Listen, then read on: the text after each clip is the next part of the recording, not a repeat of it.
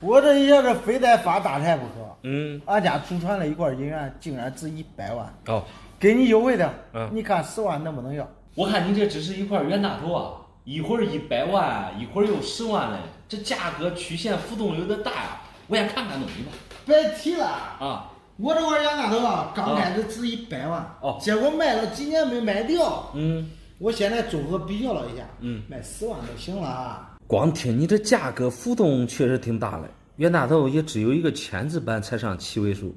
我看你这个虽说是3年了，但是这个3年冤大头啊，确实和常见的不一样，原相、字口，包括背面的夹盒、内齿都是挺有特点。我看的话，也就是一块丝竹。说实话，这银元上不了10万，更上不了100万，你这综合价咋来了呀？我不要100万了。我这综合价是咋算的？有人说值100万。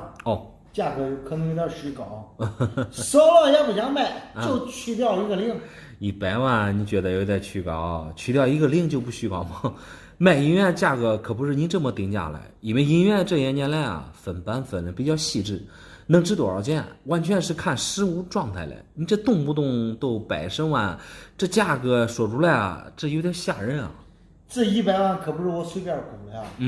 我花800块钱找网上专家鉴定了呀，去北京不下20次了。卖了几年愣是没卖掉，所以才降价了。你再跑100趟，再卖100年，肯定也卖不掉。我告诉你啊，你花的这些钱都是无用功。网上专家给你估出来的价格，那都是虚无缥缈的。他们挣的呀，就是你这啥都不懂的钱。卖几年没卖掉，就足以说明你这个银元它不值这个价。你也别说的那么肯定。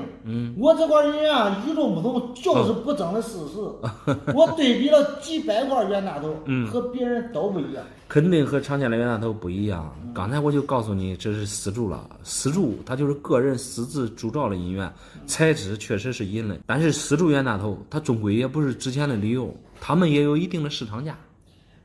我知道收藏都是物以稀为贵，对，越是稀少越赚钱，越少越有人要。我这个属于百万千万里挑一啊。百万千万里挑一确实不为过，因为冤大头整体发行量比较大，大概有几亿枚，而像你这种丝竹版冤大头量不大，因为它这个模具是个人比这冤大头手工刻出来的。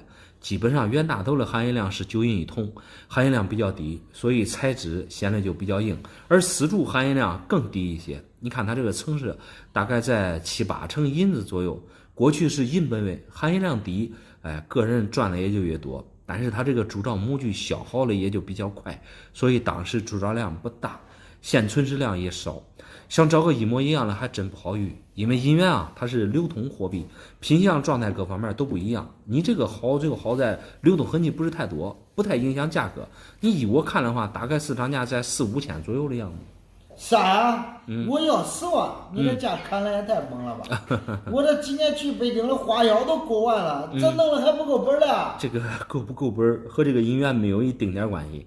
我这不叫砍价，给你报的只是现在的市场参考价吧。你之所以花销那么大，完全是因为一味的相信网上专家的话，岂不知啊，别人就是挣了你这无知的钱。啥都不说了，你给我个面子，10万也不给你要啊，给我5万就行了，绝对有钱赚。哎呀，这不是给面子不给面子的事儿。如果真有钱赚的话，有个差不多，咱俩就谈妥了。你这一上万啊，就显得有点扯了。我看你这发财梦啊，做了也不是1天2天了。建议你带着银元多去实体店问问价就行了，具体能值多少钱啊，你就心知肚明了。算了啊，越问越生气，少5万我不卖了啊。那你谢谢你了，老板。不用客气，不用客气。老板，你帮我看这是个啥东西？俺老公天天神神秘秘的放很多，也不让我知道，也不跟我说是啥。你这是一块评级如何的江南嘉诚银元，你看盒子上写的很清楚啊，江南省造医院 MS64+。下面是它的尺寸、重量和编号。你这个银元品相状态不错啊，背面你看带光，属于未镂通的这个状态。这一块下来的话，得1万好几嘞。就这一坨东西能值1万多？对呀，真的假的？比金子贵了这。真的，现在银元好品相的价格都不便宜，具体值多少钱啊，还得看状态吧。如果你老公放了有很多这个，那确实是发一笔小财啊。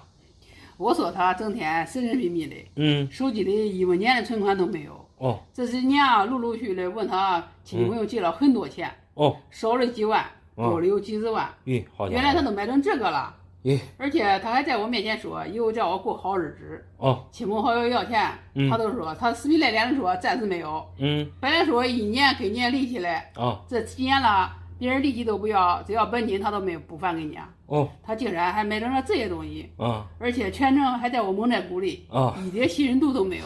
两口子在一起搭帮过日子，这有个啥事一定要坦诚相待，你不能说隐瞒着对方。就像借钱去买姻缘，这事我作为局外人总感觉不太靠谱。第一，无论你投资啥，它都有风险。像你老公借你亲朋好友的钱，这总得要给别人利息吧？先不说挣钱不挣钱，借钱去买东西完全没必要。第二，像你说的借别人的钱，讲好了给利息，结果是不给别人利息，一下子又欠别人那么多年，别人利息都不想要了，本金还不给别人，这说明他已经失去了诚信。何况这都是恁的亲朋好友，事情这样僵持下去终归还是要解决的。你作为他媳妇儿，你得好好的劝劝他嘞。对呀，之前他一直没说钱干啥了，我一直都蒙在鼓里。谁知道他买了几百块钱这个，你说他究竟是挣钱还是赔钱了呢？像这种姻缘之前确实很便宜，如果是3年前、5年前买的，那肯定挣钱啊。就拿你这个江南家珍来说吧，5年前就这个品相都7000块钱而已。那时候大家玩最多的都是裸币，裸币就是不带这种平底入的这种盒子，它有一个不好的地方，就是姻缘拿不好容易掉地上磕着碰着，而且很多没接触过姻缘的朋友，99%都看不懂真假，市场上的姻缘真真假假乱七八糟的，所以慢慢的都入了这种平底盒子。最起码入盒的姻缘如果出现假币背后有他这个平底公司做担保，所以玩姻缘的就多了。现在他能值多少完全是得看他的状态，看你这个分值恁老公这个江南家珍给的是 MS64加，你看底板确实是未流通的状态，而且壁面还带底光，64加就相当于是姻缘中的亚军分。现在比这个状态好了，说实话确实不多。就目前你这个状态能给到1万多块钱吧？一个1万多，对，这是我随便拿了一个。我老公保险柜的最少有300至500个。乖，那我老公确实发财了，他想着以后再涨了，到时候再卖。这都是10年8年的钱，会不是更多吗？那说实话，恁老公这种想法是错误的，而且很危险。借别人的钱去投资这本身就犯了一个大忌。几年前买的这些姻缘，现在都已经挣到钱了，还选择不卖，借别人的钱，别人也得生活，人家利息都不要了，你这还等啥了？等别人去告呢吗？对你自己的家庭、对孩子影响都不好，过日子还是无债一身轻。你赶紧回去好好的劝劝他都了。老板，你说的对，这我先给他变现了，卖了钱赶紧返给亲朋好友去。可以，但是你还是尽量说服他，别人的钱免费用又挣钱了，你给人家，你还给人家钱，人家开心你也开心，这不是一举两得吗？对呀，对，好，走。俺爷给我一个大元宝，你不知道呀，又臭又脏。我这搁家里洗的又白又干净，你看多好看。爷爷给你的大元宝，那你洗成啥了？来，我上手看一看。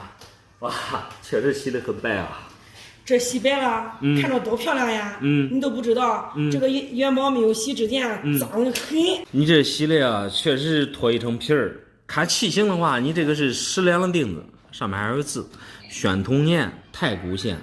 你这洗白就是因为它脏吗？我爷爷平时不太爱讲究，90多岁的人了，衣服1个月也不洗一次，他拿出来的东西嘛都有一股味儿可大。老年人嘛，可能年纪大了，没有我们年轻人亲近，可以理解。一般像这种银锭越老外面的包装也就越厚，有了发黑，那都属于正常反正我看着难受，我费了9牛2虎之力把它洗干净，你给我看看，能卖多少钱吧？你这洗那么白，说实话，你这确实卖不了多少钱。我感觉你完全不懂这些老物件。一般像这种10两的这个元宝原汁原味带包浆才能卖个好价钱。你这一洗不但不能多卖钱，反而折价了。折价了？对。都是俺爷惹的祸，你说他天天不洗澡，身上脏的、臭的，臭气熏天的。要不是我能拿回去洗吗？这不洗的话，不是能卖一个好价钱吗？哎呀，你这是典型的自己做错事了，把所有的责任往别人身上推啊！这做人可不带这样的呀。你说那爷爷90多岁了，对吧？他这种生活习惯啊，已经改变不了了。大不了以后啊，你离他远点就行了。人啊，一定要懂得感恩。再说他给你这适量的银锭，你就是不看生面看佛面，也不至于一直说了他呀。既然已经洗成这样了，你都面对现实呗。不就是一块破元宝吗？估计也值不了几个钱儿。银子便宜的不得了，能卖1000块钱吗？能不能卖1000块钱？听你这口气，看你这对这些古董真不懂啊！这10两的银锭，过去1两是30多克，现在称重的话，300多克的重量，你就是卖破烂，2000块钱也绰绰有余啊！真的假的嘞？真的。听你说的好像可值钱的样子啊！我爷爷能会有这么贵重的东西吗？哎呀，像你拿过来的这个银锭啊，这都是100多年前的东西，物以稀为贵，这个品相越好，字口越清晰也就越贵。你看你洗的那么白，你看字口看着确实很清晰。无论这个几两的银锭啊，主要是看它的耳朵，器型，这个看着还算可以。过去的雪花银其实就是这个样子，含银量呢能达到98%以上。从这个蜂窝看它的含银量，我看是完全没啥问题。美中不足啊，就是你这洗的太白了，因为你不懂啊，瞬间它就遮大一大半。目前你这个品相，我给你估价的话，也都10000块钱吧。你这说的太邪乎了吧？洗白了怎么可能错一大半的价钱呢？那说白了，洗白了它都错一大半的价钱。东西还是这个东西啊。对呀，几万块钱不能白白没有了。你说的很对，东西确实还是这个东西，重量也没有发生变化，缺少了就是它身上的老气儿，缺少了就是包浆。洗白你这一时很痛快，你几分钟说白了你就搞定了，但是你再养包浆最少得100多年，所以这个价格它就错在这个包浆上面了。我还是半信半疑，不可能折价折那么多啊！我还是找别人多问问嘛。对，因为你对这些东西不懂，希望这件事之后啊，你也学个聪明，以后像这种老物件千万别洗了，和谁过不去也不能和钱过不去。好嘞，谢谢老板。没事。朋友借我5万块钱不还，我只用一招让他后悔啊！直接拿下他家的传家宝银元来抵账。哎呀，你还真别说，你拿的这一块是21年的3鸟传样，这个品相状态都不错。这个要是真的话，轻轻松松卖个10来万没啥问题啊。是的，欠钱不还是最烦人的。那是的，我都借他5万块钱来帮他啊，他不但不知道感恩，反而还说我小气。哎呀，那借钱不还确实挺烦人的，和这个小气大气一点关系都没有。在你需要钱的时候，别人能帮你一把，这就相当于是雪中送炭。等自己渡过难关了，就应该本本分分的把钱还给人家。你借钱不还，你下次谁还理你？你说的也太对了啊！借钱都借出来一个仇人了，那是的。想想这件事都把我气得够呛啊！幸亏我这个人还是比较聪明的啊，知道他家里放了有一块传家宝银元啊，听说是很值钱的。听说。就是你现在带回来的这个21年传样是吗？对，你不能光听别人说，你得确定以及肯定它值钱才行。不是，有一次我在他家吃饭啊，从外地来一个开大奔的老板，当时给他拍下啊，10万块钱他都没卖。哦，就这个。我想你既然没钱还，我那就拿你家的传家宝的银元来抵账吧。当时我这样说啊，他也不愿意啊。我是多聪明啊！直接带了一个开锁师傅过去啊。如果他不愿意打开保险柜，我得硬撬也得把这块银元给拿出来。那你这个银元不会是你带开锁师傅硬撬拿过来了吧？不是硬撬保险柜拿出来的。我给他小子情动之之力，说你不还钱，我只能先拿银元来抵账了。这个不是硬撬保险柜拿过来了就行。虽然说他欠你一些钱。如果说你强行去他家翻箱倒柜啊，这就不占理了。有时候情绪一激动，别人再一报警，你占理了呀，到最后也不占理了。刚才就像你说的啊，你亲眼见过别人给他出10万块钱要买走这个银元，是吗？对。那这个事儿就很蹊跷了。咱现在算一笔账，恁朋友欠你5万块钱，对吧？对啊，那你有人愿意出10万给他要买走这个21年传样，他可以先卖掉啊，相当于卖10万块钱还你5万，结果还剩5万，干嘛他非得一下子让你把这个银元拿走嘞？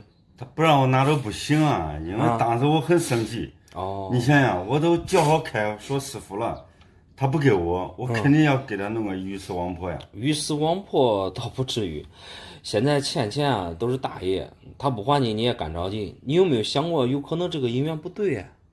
不可能啊，这是他家的传家宝啊。再说有人愿意出10万块钱买啊，怎么可能会不对嘞？有人买，但是他还没卖啊，有可能他演戏给你看了。你仔细想想，他这个戏啊，是不是在借你钱之前演的嘞？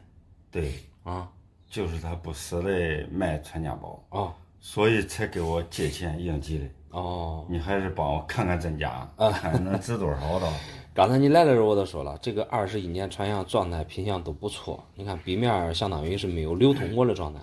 像这种21年传样，当年之所以没发行，完全是因为它的设计有问题。这个太阳像日本的旭日东升旗，当时民国21年在和日本人打仗，这3只鸟又有点像日本的战机，所以说民间浮想联翩，所以短暂的发行之后，就暂时全部给回收了。当流通出去量，你现在说实话存世量太少了，而你这个品相状态又那么好，如果是真的呀，轻轻松松卖个10万8万完全没问题。但是银元整体包浆不自然，你看笔面压力太浅了，太浮，尤其是它这个边齿太软，综合而言，你这个银元不对，也就没啥价值了。不会吧？弄半天银元是假的呀？对，那我这个朋友隐藏的也太深了吧？我这该咋办呢？会不会是你没看仔细嘞？确实帮你看仔细了，银元确实不对，该怎么办？既然银元不值钱啊，那你还得赶紧去给他要钱，把银元还还给他，让他给你打一张欠条，给他宽限点时间，最终啊还得给他要钱。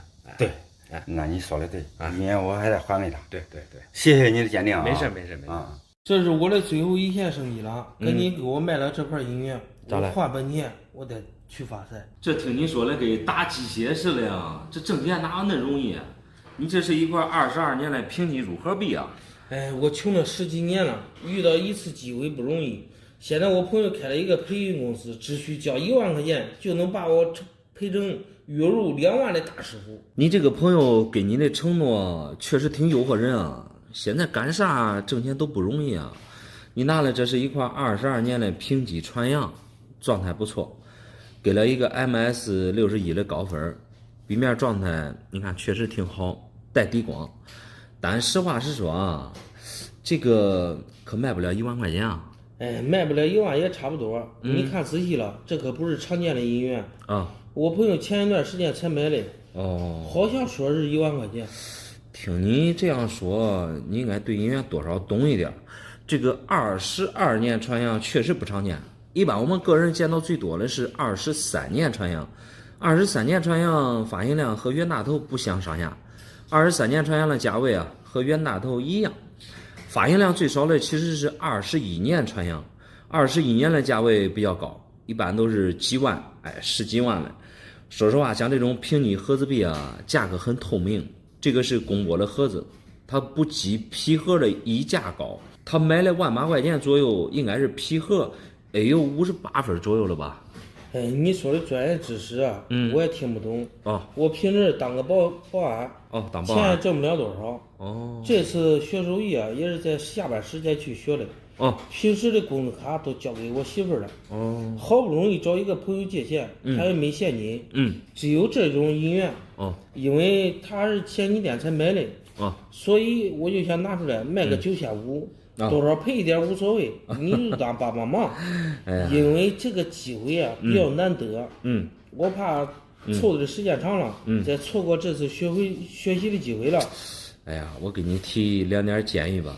现在无论培训啊什么行业，像你当保安那么多年，没有说随随便便学习，就能给你安排一个月入2万的职业，除非这个企业啊是那亲兄弟，对吧？他自己开的，看面子给你开2万的工资。第二，你去找别人借1万块钱，钱没借到，给了你一块银元，你写1万块钱的欠条。其实这个医院啊也没有那么贵，到最后收益你再没学成，你再来个亏个1、2万，那里里外外你这得多亏啊！没有你说的这么悲观。我这个朋友根本不会欺骗我。你就给我看看这块医院值多钱吧。正所谓当局者迷，旁观者清啊！你最好还是找那家人啊帮你参考一下。我们经常玩医院的都知道，这个盒子币啊，像这种评级，它只要有分儿。这个价格很透明，22年的状态，实话实说，确实是不错。评分给的是 MS61分，医院确实没有流通过，而且壁面你看还带底光。61分的话，公玻大概在4000左右，皮盒大概在1万多。同样的年份，因为它装的盒子不一样，区别还是很大的。你的这个，我现在最多的话也都能给到你4000。4000不行，我的启动资金必须得是1万。你是不是看我不懂，给我故意报价很低啊？这个你完全是多想了，因为这个医院刚才给你已经说得很清楚了，有分儿，这种盒子币价格很透明。我的建议刚才也给你提完了，你可以找那家人，对吧？商量一下，或者是拿这块医院再去问问。我感觉啊，创业不容易，尤其是像你说的月入2万的职业，这个诱惑性很大。你最好啊，你还是谨慎而行。你给我说的，我根本不会相信。俺朋友啊，也不可能会骗我啊。我就是明天贷款，我还得凑够这1万块钱，我还得去干这个手续。那你还是三思而后行，让家人给你参考一下。好，谢谢你，老板。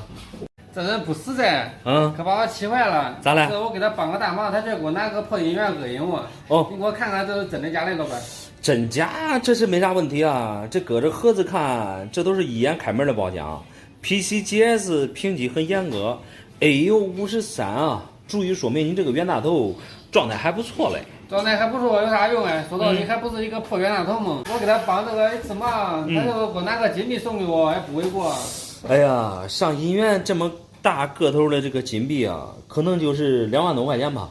而你这个冤大头，我刚才仔细看了，这还是一块甘肃版大头。你看，贝字开口，夹合比较深刻有力，尤其是圆相，它这个发丝啊，就像刺猬头一样，内齿挺长的。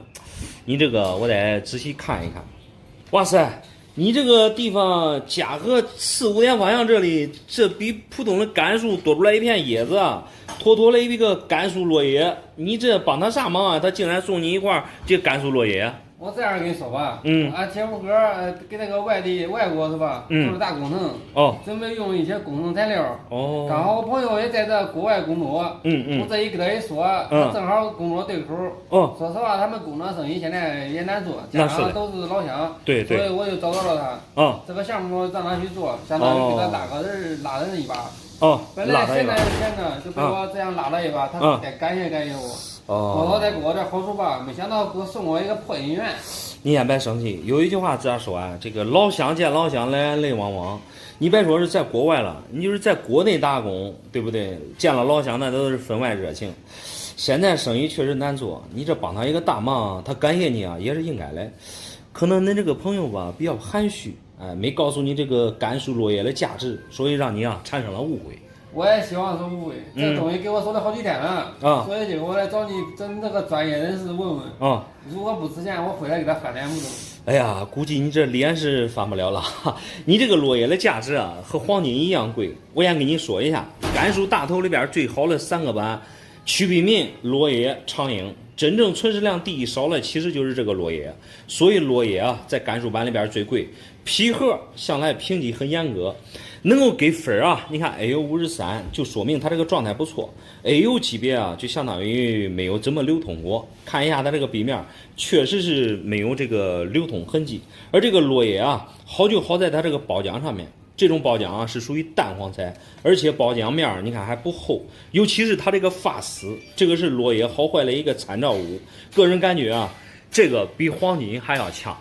听你这么一说，我瞬间好奇起来了。你都跟我说能值多少钱了？我要手撑过去，你给我手上写一个都中。那行，来。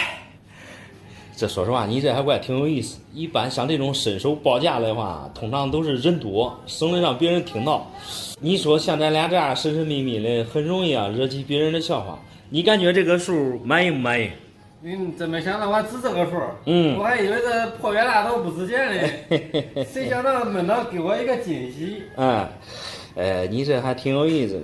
对，一般我们个人啊都不认识板，看到这种冤大头啊，总感觉不值钱。殊不知啊，有些银元只要带板，尤其是像这种落叶的大板，品相好，再加上皮壳带粉儿。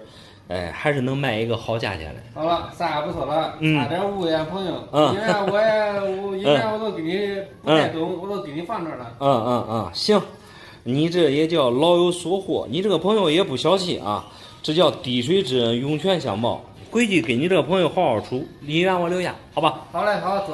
好。老板，我这有一块破银元，你看看能不能帮我加工成一副银手镯，正好又省200块。现在这都啥年代了，你这还用银元加工银手镯，而且你这还是一块北洋龙，这实在是太可惜了。这有啥可惜不可惜的？银子便宜的不得了，正好我这有，在家里又没有什么用，买一副银手镯得200块钱，这不又省200吗？你这账算的确实挺溜啊，明面上你这是省200块钱。不能因为恁家里有，你就可以随意找他这个北洋龙。你看这壁面，这都是一眼开门的褒奖，34年的北洋长尾，很明显啊是高额头。你看暴龙鳞，你们可以把它卖掉，不香吗？干嘛非得毁坏它嘞？我家里人说了，这种老银元含银量高，加工成手镯，宝宝戴上之后对身体好。我小时候戴的就是这种银元加工成的手镯。哎呀，你小时候戴过？那90几年那时候啊，银元才几十块钱一个，你毁坏了一个是吧？大家也都不心疼。现在一块银元可不得了啊！再说像这种老银元含银量其实并不高，过去是9银1铜来铸造了银元，因为银元它经常在市面上流通，为了避免磨损啊，所以才往里面加10%的铜。你可以用手摸一下。其实银子啊，它这个还是比较硬的，而现在这个金店里边的那种包包带的银手镯，基本上都是4个9的含银量。而且像你说的这个银子也不贵，你可以买现成的呀。我这银元就是捡现成的，是我一个邻居老太婆的。因为我经常给她帮忙办点事儿，她年纪又大了，总在我面前感觉不好意思。这听说我小孩满月，他说也不给我们分红包了，就直接给我一块银元，说是让我给孩子加工一副银手镯，反正也不是啥钱。哎呀，对你来说确实是不值钱，因为这个银元是别人给你的，对吧？但好歹啊，它也是一块北洋龙。你看这壁面无伤无戳，还没有磕，褒奖也算是冠装剥绣，很自然。尤其是它这个龙鳞，你可以看一下，可以说是满龙鳞，高额头，全字口，而且壁面整体还是全深大。因为就像这种普通的这个北洋龙啊，你这个是不带板的，价格非常透明。你现在随便拿给我们啊，这可不是卖200块钱的事儿了。就目前你这个状态，我现在给你少说，最低能给到你3000。这一块银元现在能值3000？对。不知道现在银元咋那么值钱？那绝对比买一副银手镯划算很多啊。那对啊，肯定是比买手镯划算啊。因为这个银元啊，它是越来越少，因为他们不可再生。说实话，这10几年啊，这个价格咋说也算是水涨船高吧。你可以算一笔账，你现在去那个金店买一副宝宝戴的手镯，满打满算也就200来块钱。相当于你这个银元卖3000，转手啊可以买10几对这种宝宝手镯。如果你这个银元毁坏的话，我给你算一笔，这个银子立马它就缩水不值钱了。你想想，5块钱一颗银子，也就这个银元也就20多克重呗，价值也就100块钱，这个账就这样算的。具体怎么办，你可以考虑一下。这完全不用考虑，这谁和钱过不去？对呀，我回去再多买点好吃的，我得去讨好我邻居婆婆。没准他再一高兴，说不定再送我一块银元嘞。哎呀，再送给你几块，说实话你就赚大了。实话实说，那邻居那个老婆是吧？也不容易，老年人嘛，对吧？他放几块银元，说实话有可能是他一辈子的积蓄。你们可以啊，给他代卖或者是转卖。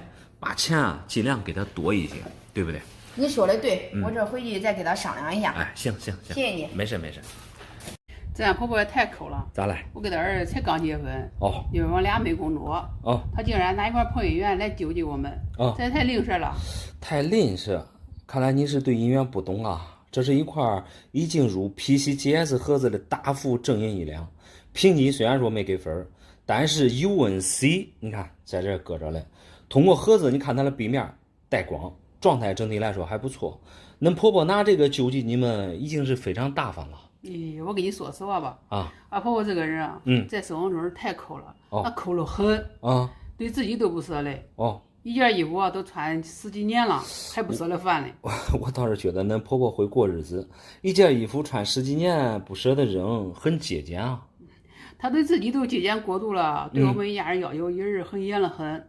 我见她家都快半年了，下馆子吃饭去过的都那几次。经常下馆子吃饭也不是啥好事儿。第一花钱不说，然后经常在外面吃饭口味重，也不是太卫生。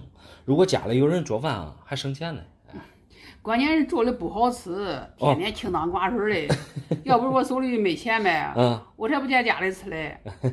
你这是典型的得了便宜还卖乖，家里有人给你做好饭你还挑剔，只能说明啊你是身在福中不知福啊。主要是俺婆家没俺娘家的伙食好，我嫁过来这几个月都饿瘦好几斤了。瘦了好啊！现在像你们女生不都是追求减肥吗？你吃胖了再去减肥也是一个麻烦事啊。你还是没听明白我的意思。造成这一场原因就是我婆婆太抠了。她不想吃油太多的东西，所以做的饭啊从来都不考虑我们的感受。确实，年轻人和上了年纪的人在饮食方面有很大的差异。想吃啥，你可以去厨房掌勺啊。我下手做饭，一大家人做饭不是太累了吗？所以啊，从这个月开始，我和我老公就给我婆婆分家了，开始我们俩2人小世界。做一家人的饭确实很累，你也要体会一下恁婆婆的不容易。不管咋说吧，你们俩分出来，再想享受以前饭来张口的那种待遇啊，就比较难了。主要是我们才结婚，手里没有钱，不然的话我们俩天天点在外面不香吗？就是我婆婆太小气了，分家就给我们一块破音源。年轻人天天点外卖吃饭，并不是什么好事。吃上一段时间，你就知道喇叭石头过日铁了。相反，你们的小生活才开始，婆婆送给你的这块银元啊，很有分量。像这种大幅1两，平时很少见，你可以理解为一个字儿：贵。尤其是啊，像你这种品相稍微好一些的，刚才我就告诉你了，你这个 PCS 啊没有给你分，如果带分的话，最少是 MS61分了，价格就瞬间翻倍了。NGC 的标识啊，其实就相当于未流通。为什么壁面上看着像有流通过的痕迹的？因为这个银元在生产铸造的时候，从机器模具上往下掉的时候，它形成了。因为大幅你看一下，它是这种镜面，所以难免啊会有少许的摩擦。说实话，你这块大幅状态确实是不错。你看壁面全身大，带光，而且镜面还有一层淡彩包浆。依我看啊，就目前的这个行情而言，这个大幅1两轻轻松松卖个2万以上，完全没问题。2万？对，还以上？对。你能给我2万都是不是开心了？我还以为值几百块钱嘞。看来啊，我对俺婆婆误解了，这让我太意外了。只要你满意就行。现在几百块钱买不到啥银元。通过这个银元来看的话，恁婆婆还是比较大方的。虽说对自己比较抠，你看一件衣服穿了10几年，但是对你们小两口，对吧？这个给你们的生活费，这上来就5位数，所以说你要懂得感恩。你说的太对了。现在我们年轻，他帮我们啊，等以后我们能挣钱了，肯定会加倍回报他们的。你说的很对，以后等父母年纪了，你们好好的孝敬他了就行了。好，拿回去吧。那谢谢老板哈。不客气不客气。这俺奶给我留下3块银元，第一次有人给我出价一个1000，前2天有人打电话又给2000，今天打电话直接给我5000，家传3块银元。几天的时间从1000给你涨到5000，来我看看到底是啥的银元。就这3块破银元，他第一次给我1000的时候，我差点就卖了。现在想想还是没有卖的好啊。你这3块银元幸亏是1000没卖啊，1000块钱卖的话，说实话太可惜了。首先这真假是没啥问题，这壁面这都是一眼开门的，美中不足啊，就是你这2块，你看壁面这都带戳，这个3年的大头状态还好一些。如果他今天给你5000的话，那你绝对可以卖啊！我感觉5000块钱你这是赚大了。那不对，我感觉啊，永远都是卖家没有买家精。对，从1000给到我5000，我确实是挺惊讶的。这说明啊，这三高人员是有利可图的。做生意都能理解，对吧？多少给人家留点利润，这都很正常。我只一看了，你这个3年也不带啥班，个人认为给你出到5000，很有可能啊，是他给你开的玩笑话。那绝对不可能。既然能给我出到5000啊，只能说明这三高人员物超所值啊。俺媳妇说了啊，能卖好几万，尤其是那个什么开过纪念币吧。这说明恁媳妇确实对音乐不懂。你的这个孙小头整体品相确实不错，你看壁面带光，又是这个薄绣包浆，典型的点朝出头圆。美中不足啊，就是它这后头，你看头后边有一个戳，应该能卖个1200-800来，但是带这个戳字啊，最多也就值个600来块钱呗。这不可能只值600，俺媳妇说了，后面那里有什么与众不同的地方。那个收银员的说能多卖钱，你可看仔细了。别人告诉你的是反话，只不过是你没听出来而已。一般壁面带戳字就相当于有瑕疵，本身这个银元啊，是吧？它壁面好好的，它打了一个戳，在过去啊，钱庄为了检验银元的真假，在当时社会上流通，并不影响它的购买力。但是现在收藏银元完全是看它的品相。再说像这种孙小头啊，是我们国内最便宜的银元，价位本身就低，这又带一个戳，所以暂时市场价只能卖到600，已经很不错了。那照你这样说的话，另外2块应该是值钱的。你先看看他给我5000，我亏不亏吧？刚才就跟你说了，如果能卖5000的话，你绝对是赚大了。你这3块银元里边最贵的就属这个3年的冤大头，但是这个大头的发行量比较大，好在你这个壁面是原汁原味的，无戳无伤，但是没有什么斑。就目前你这个品相也算通货大头吧，市场价非常透明，回收价在1100以内吧。最贵的才1100，那这价格也太少了吧？有没有可能是那只带鸟的银元贵点？我看上面写的都是英文。没有可能，像这种阴阳存世量更大，10个阴阳9个戳，它是最早进入我国的贸易银元，除了含银量高一点，它这个存世量非常大。咱们国内的玩家比较小众，目前价位在所有银元里边也是最便宜的。就你这，你看前后都带戳，就这个品相的话，市场价大概在300左右。那照你这样算，别人为什么给我5000？就那5000，我也不想卖了。说不定它的价值会不会是好几万？好几万，你这个说不定啊，确实代表一部分人的观点。